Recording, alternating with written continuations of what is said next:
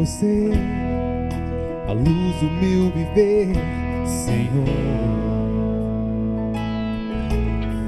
Basta entrar, eu me abri pra te amar, não precisa perguntar, te amo.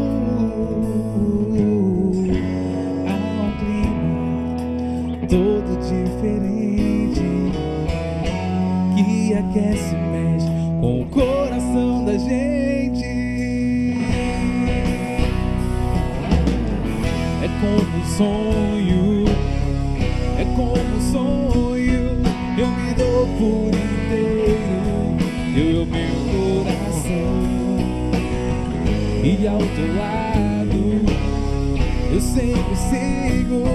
Já não é mais talvez, basta querer pra te ver outra vez.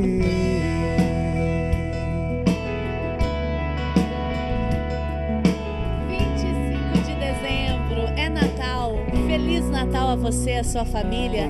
A Associação do Senhor Jesus reúne toda a sua esperança, toda a sua força nesse anúncio que nos acompanhou durante todo o ano, nessa liturgia que nós bebemos dela todos os dias aqui na associação e chegamos aí na sua casa. Feliz Natal.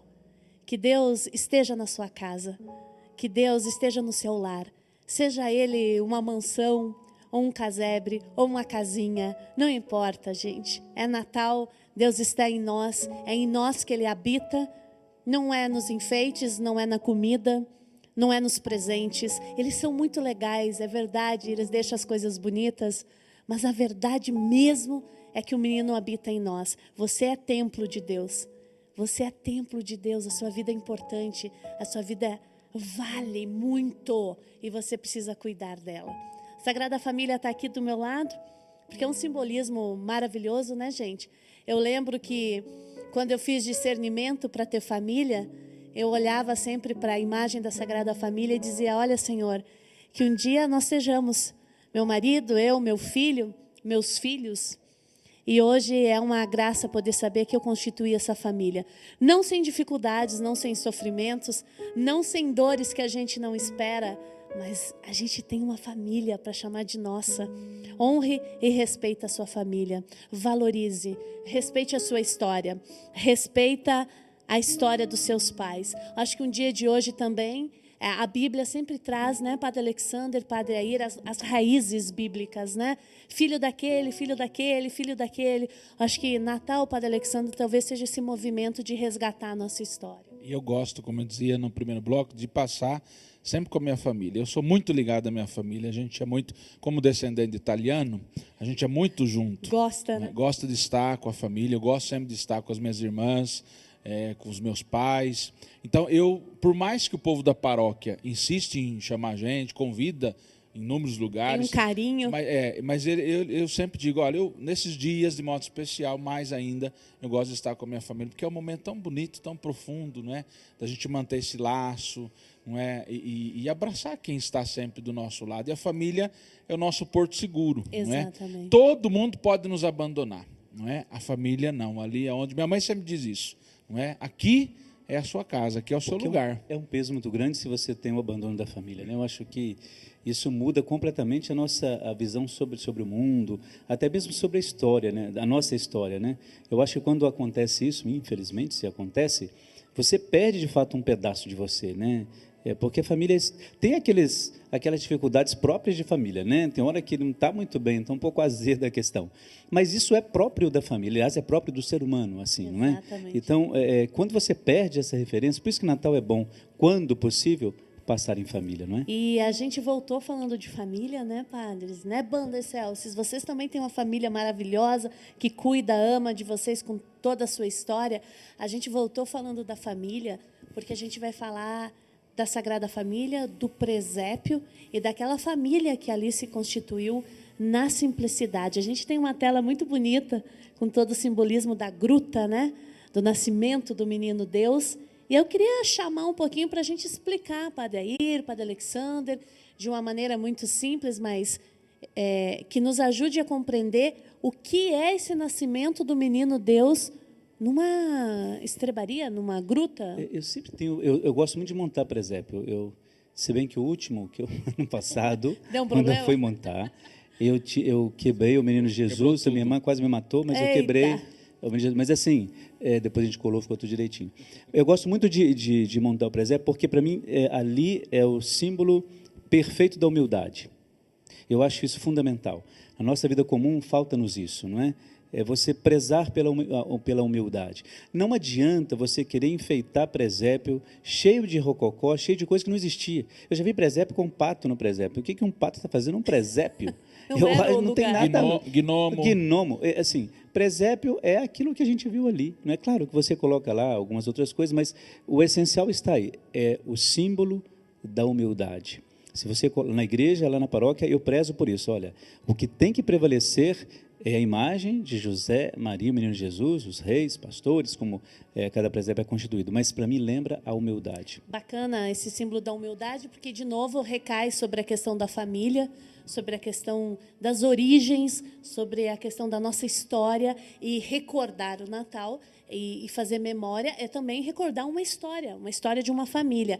Agora, como pode, Padre Alexander, um Deus todo-poderoso, criador de tudo isso que a gente vê, nascer num estábulo? Pois é, e você estava falando da família, né? A família é tão importante que ela tem um lugar dentro da liturgia. Na liturgia nossa, nós temos a festa da Sagrada Família, não é? E o presépio em si, ele não é um símbolo só do Natal, mas ele é constituído por personagens que fizeram parte da história da salvação. Nós já falamos aí de Maria, de José, menino Jesus, é claro, né? Mas há esses personagens que fazem parte, não é? Além dos animais que estão ali, porque Jesus nasceu no silêncio de uma estrebaria, de uma como é que se chama? Não é curral aqui para nós hoje, tipo Um coxo. Não é isso aí. É tipo um curral, né? Na estrebaria para nós é uma palavra muito difícil, muito da gente difícil, né? compreender, não é? Mas tipo um curral hoje, A gente né? lembra até no final. Isso. Então, os animais estavam ali naquele lugar. Mas depois não teve alarde, né? A gente percebe que assim, não teve uma grande movimentação, dizer assim, todo mundo vem aqui agora porque nasceu Jesus, o Filho de Deus. Mas Jesus nasce ali e as pessoas, aos poucos, vão se achegando. Quem estava à volta. E aí né? essa figura bonito. interessante dos pastores, Os né? pastores Padre e os Air, anjos que os anunciam, anjos como nós falamos. que estão tão presentes. Padre Air, os pastores, né? Estão no trabalho, estão ali perto e são os primeiros a chegar. E eram figuras, de certa maneira, eu vou exagerar aqui, porque é um bom mineiro, mas assim, figuras detestadas, na verdade, porque pastor era aquele que ficava no campo, na sujeira dos animais, não eram muito bem-vindos nas cidades, e foram, segundo o que se sabe, um dos primeiros, né, os primeiros quase, a fazerem o seu momento de adoração. Você vê que como Deus está ligado a essas questões, sobre as quais, ou com as quais, ou pelas quais, ou através das quais, não esperamos quase nada. Você já reparou isso? É pastor, né, que está lá, é um pessoal não muito desejado. Vem do lado qual mãe vai querer, não é você como mãe, que o seu filho nasça ali no estábulo, né, num lugar onde não tem recurso nenhum. Não é? Eu acho difícil isso. Então, Deus se faz presente. Lembra da questão da humildade? Para mostrar que a gente precisa rever essas coisas. Interessante, porque na espiritualidade da igreja e nas espiritualidades que a igreja tem, a Inaciana, Santo Inácio de Loyola, uma das grandes contemplações que se faz é você contemplar o nascimento. Gente, olha que incrível. É você se colocar no lugar da cena, com os olhos da sua imaginação e inteligência, é você ver o menino nascer, é você acompanhar os primeiros movimentos, e uma vez, quando eu fiz em retiro, a Maria me entrega o menino Deus. Padre Alexander, essa palavra de Deus, ela precisa ir para a vida, né? Ela precisa falar, a gente precisa experimentar, né? Com certeza. E a palavra que é transmitida, não é? E aí, quando nós falamos de presépio, nós vemos que a palavra que vai sendo transmitida já pela Sagrada Escritura, pelos primeiros textos já, que os apóstolos, que os evangelistas vão escrevendo sobre esse acontecimento. Por isso que nós falamos que não é só símbolo, mas são personagens reais da história da salvação, e esses escritos que vão chegando à vida das comunidades, e as comunidades que vão fazendo essa experiência. Como você falou, como se estivesse ali. E aí, o presépio, como nós conhecemos hoje, então, se tem notícia, a gente sempre fala isso, foi constituído, não é, por São Francisco de Assis, que no ano de 1223 monta um primeiro presépio, uma primeira encenação daquilo que na Sagrada Escritura se passava de geração em geração, para aquilo que a gente fazia experiência. Feito uma leitura. Uma leitura daquilo. E aí o presépio como nós conhecemos hoje. Na simplicidade, porque São Francisco é muito simples. Exato. Que é Olha mais... Porciúncula, né? Exatamente, A primeira igrejinha. exatamente. Que é mais simplicidade que a vida de São Francisco. Então ele cria um presépio vivo ali, não é, para celebrar a véspera do Natal. Não é? Sensacional. E o padre Alexandre e o padre Ayrton estão reforçando a importância de personagens reais. Não é só um símbolo. Preste atenção que os padres estão reforçando isso. Quer dizer, é real, aconteceu. E hoje a gente relê pelos olhos da fé e esse símbolo poderoso do nascimento novamente e novamente para a gente reforçar a nossa fé. Tinha 3 figuras, 3 reis magos, padre Ayrton, que foram até lá para levar presentes. A gente tem uma tela, né, com a imagem. Fala um pouco para a gente aí. Sabe o que eu fico pensando? Por exemplo, Jesus nasceu ali naquela estrebaria, palavrinha danada, né? Mas ali no curral, digamos, né? Com aqueles animais no estábulo. Eu falei estábulo. Estábulo é melhor. Assim, estábulo, essa palavra que eu queria. Isso, estábulo. Pronto. Estou satisfeito agora. Ótimo. Mas assim, veja bem. Eu faço a seguinte leitura. Jesus estava ali naquele lugar que não tão desejado assim. Claro, rodeado de um amor imenso. Isso prevalecia, obviamente, de Maria e José. E também depois dos pastores e tal. O que esse homem, aliás, o que essa criança, perdão, ali naquele lugar vai fazer com ouro? Exatamente. O que ele vai fazer com incenso? Ali, para quê? E Maria vai usar a como? mirra para quê ali? Então a gente entende que esses 3 presentes, eles significam justamente isso, né? Para identificar naquela pessoa ali, não personagem no sentido história, mas assim, naquela pessoa, Jesus, para significar nele, ou ressignificar a partir do nosso olhar, que ele era de fato o rei. O ouro é isso, não é? Depois o padre Alexander pode completar isso. O ouro, de fato, esse menino aqui, esse rei, quando dá o ouro, ele é o rei. Não aquele rei que a gente quer. Porque o ouro simbolizava, de fato, essa realeza toda. É a ideia que a gente tem. Ótimo. E eu não posso deixar fugir essa oportunidade, porque ela apareceu, da gente falar um pouco desse reinado e daquilo que a gente entende dentro e fora da igreja do que seria a autoridade. A autoridade de Deus, não o autoritarismo de Deus. O reinado de Deus, não o reinado da coroa, das prioridades, de estar acima dos outros. Precisamos também fazer uma leitura um pouco com as pessoas que se colocam a serviço. Todos nós nos colocamos à medida dos papéis que a gente exerce. Os sacerdotes, eles têm uma missão a cumprir, têm um papel a exercer. Mas tem horas que nós somos comandados e outras horas que a gente comanda. E a gente pode trazer presente a realidade política, social e da igreja. Papa Francisco está aí para enfatizar isso que a gente vai falar agora. De que tipo de autoridade, de que tipo de reinado o nascimento desse menino vem falar para nós, Padre Alexandre?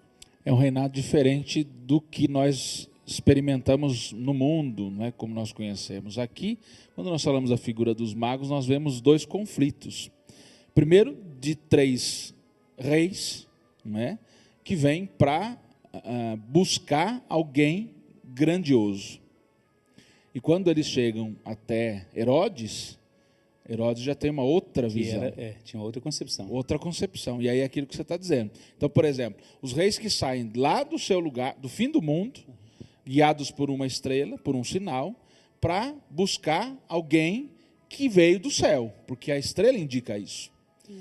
E se colocam a serviço, por isso, aí eu volto lá na confiança, confiam e vão, se lançam.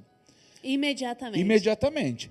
Por outro lado, Herodes, quando eles chegam a Herodes, viemos atrás do rei que nasceu. A estrela está nos indicando. E o Herodes, o reinado de Herodes é diferente. Exato. Quem manda sou eu mando, todo mundo obedece. Não preciso. Por isso que Herodes vai mandar matar as crianças, não é? Como nós vimos na Sagrada Escritura. Então, o reinado de Deus é um reinado de amor, de serviço, de solidariedade. É um reinado com quem governa com autoridade, mas não usa da força com autoritarismo. Sensacional. Oprime, escraviza, explora.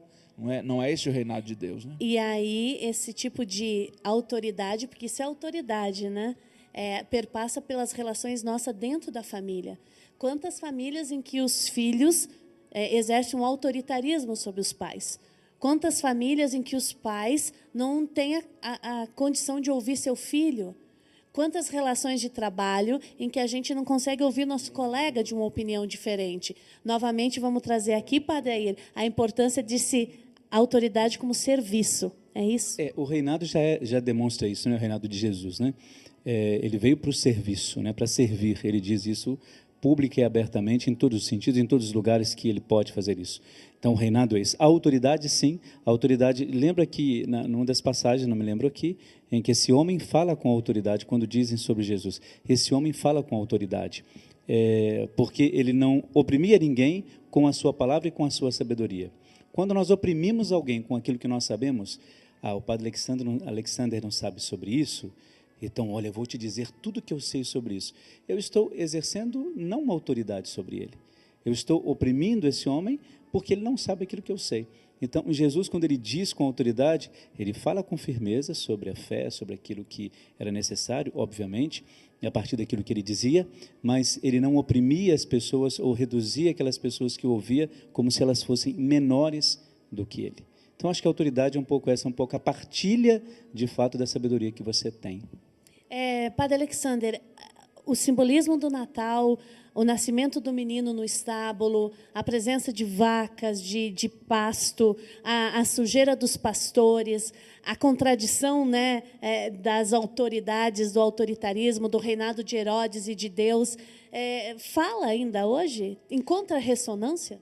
Eu acho que fala, sobretudo porque nós rezamos há poucos domingos a festa de Cristo Rei, terminando o ano litúrgico nosso, e Jesus vai dizer isso a Pilatos, né? O meu reino não é desse mundo. Nós entendemos essa relação assim. Quando nós, que somos cristãos, que somos discípulos de Jesus, comprometidos com o projeto dele, e aqui eu falo para todos os batizados, não só para quem tem uma missão específica, não é? Mas para todos os batizados. Quando nós somos discípulos de Jesus, o nosso reino não é um reino mundano, mas é um reino celeste. Nós buscamos o reino de Deus. Tanto que na oração do Pai Nosso é assim que nós pedimos, né? Venha a nós o vosso reino. Aliás, o Padre Eduardo, na divina vontade, incansavelmente nos ajuda sempre a rezar isso. A divina vontade que nós fazemos na nossa vida para que o reino aconteça. E esse reino me coloca como servidor, como discípulo, como aquele que está junto com o outro. Não para oprimir, para escravizar, não é? Para explorar, mas aquele que caminha comigo. Eu tinha um padre amigo que ele dizia, nós devemos buscar o céu com bota e tudo. Ele dizia, não é? Vai que vai. A gente tem que ir juntos, não é? E aí aqui hoje, quando nós falamos de família, quando nós falamos desses sentimentos que aflorescem, de perdão, de amor, de reconciliação, de solidariedade, é isso que nós estamos dizendo. Porque eu, Padre Air, você, Simone, você que está em casa, está junto conosco nesse caminho que nos leva para o céu. Que maravilhoso. E olha, a gente também tem o testemunho de uma família incrível que a gente gravou, contando um pouco como eles estão vivendo essa dimensão da fé dentro da realidade familiar. Só que a gente vai contar essa história para vocês daqui a pouquinho, porque a gente vai para o intervalo e nós vamos comer o panetone, já estamos comendo, da mãe do Lucas, nosso produtor. Excelsos, nos ajude. O pensamento vive em você, a luz do meu viver, Senhor. Basta entrar, eu me abri pra te amar. Não precisa perguntar, te amo. Há um clima todo diferente que aquece e mexe com o coração da gente. É como um sonho, é como um sonho. Eu me dou por inteiro, eu é o meu coração. E ao teu lado, eu sempre